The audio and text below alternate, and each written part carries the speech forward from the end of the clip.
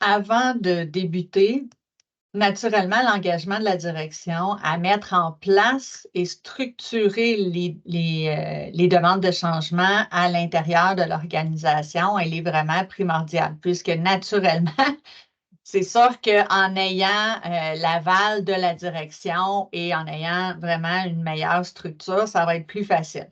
L'autre chose aussi, c'est qu'on voyait tantôt dans les types de demandes, je parlais du type de changement normal. Donc, le type de changement normal, ça nous prend un comité d'évaluation du changement. Donc, ce comité-là doit être les bonnes personnes à la bonne place. C'est toujours ça le secret de n'importe quel succès. Mais il faut aussi qu'il soit comme nommé et libéré une partie pour être capable de faire ce rôle-là. Donc, c'est pour ça que l'engagement de la direction, elle est super importante. L'analyse des besoins et des processus actuels est aussi super important puisqu'on doit bien connaître notre besoin, mais on doit aussi regarder si on a un besoin, mais qu'est-ce qu'on a présentement? Parce que la demande du changement ou de changement va venir s'imbriquer dans notre quotidien. Donc, si on a déjà des processus actuels puis qu'on veut mettre en place quelque chose de nouveau, bien, il faut que ça vienne s'imbriquer dans ce que vous faites déjà pour pas que, qu'on évite de travailler en double, mais pour pas qu'il y ait de conflit non plus. Donc, il faut que ça soit annoncé, il faut que tout le monde soit conscient qu'on met en place quelque chose. Et s'il y avait une équipe qui était habituée à sa façon, mais ça se peut que ça change. Donc là, on tombe aussi dans la gestion du changement que Mélila parlait.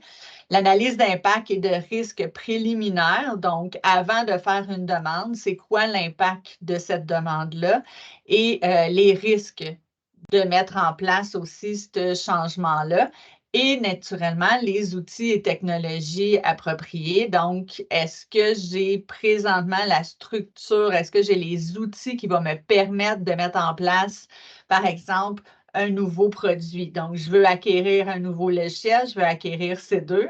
Je vous donne un exemple. Est-ce que j'ai présentement les outils et la structure, donc les serveurs, etc., pour mettre en place le nouvel outil? Donc, ça, c'est les requis avant de débuter.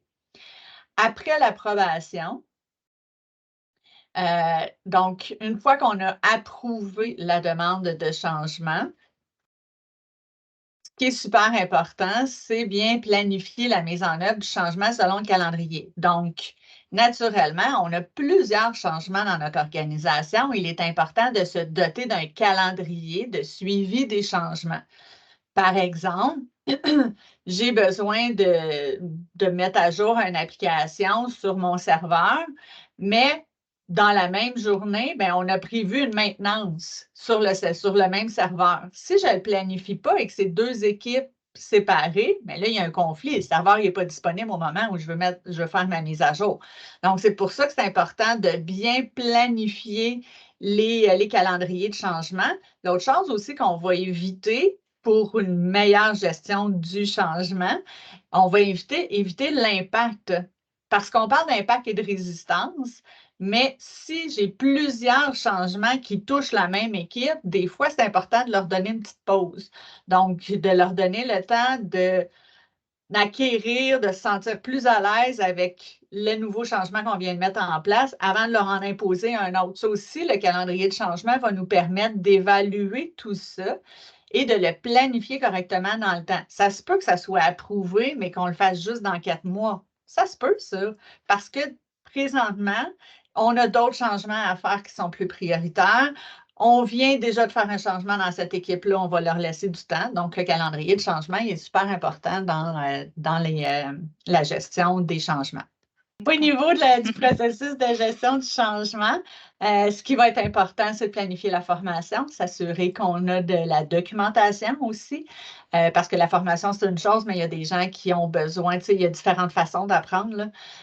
Donc, on va former nos gens, on va évaluer l'impact et la résistance aussi dans nos équipes, et la communication. La communication, même si l'impact n'est pas grand, la communication, elle est tout le temps là et elle est primordiale. Je dois informer mes gens qu'il va y avoir un changement.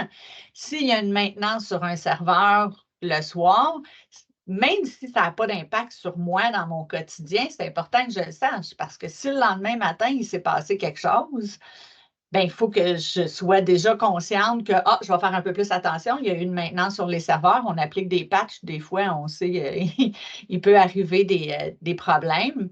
Donc, la communication, peu importe qu'on soit dans un gros changement ou pas, la communication, elle est toujours primordiale. Donc, peu importe le type de changement, peu importe l'impact et la grosseur du changement, il doit tout le temps y avoir une communication.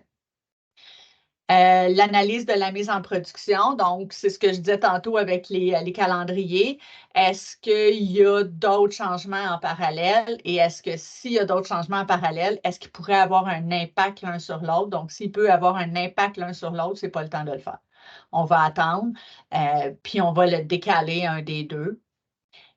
L'autre chose aussi, c'est comme je vous disais, il y a aussi des prérequis techniques peut-être sur une mise à jour. Donc, on va demander un changement, on va demander un rehaussement du serveur avant de pouvoir faire la mise à jour du nouvel outil qu'on veut faire. Donc, ça aussi, c'est important de bien l'évaluer. Et d'avoir tout le temps un processus de retour en arrière, surtout en situation de demande de changement urgente. En urgence, on prend des décisions rapides. Des fois, on n'analyse pas tout dans les moindres détails l'impact parce qu'il faut faire un changement rapidement. Mais c'est quoi mon plan de retour en arrière? Est-ce que j'ai la possibilité de retourner en arrière si jamais c'est encore pire? Fait que ça, c'est super important aussi. Je vous disais, la communication, c'est dans tous les types de changements. Le processus de retour en arrière, surtout dans les types de changements en urgence, vérifier c'est quoi notre processus de retour en arrière. Est-ce qu'il y en a un? S'il n'y en a pas, est-ce qu'on est prêt à prendre le risque? Et s'il n'y en a pas, c'est quoi, si jamais il y a un problème, c'est quoi notre plan B? Fait que ça aussi, c'est super important.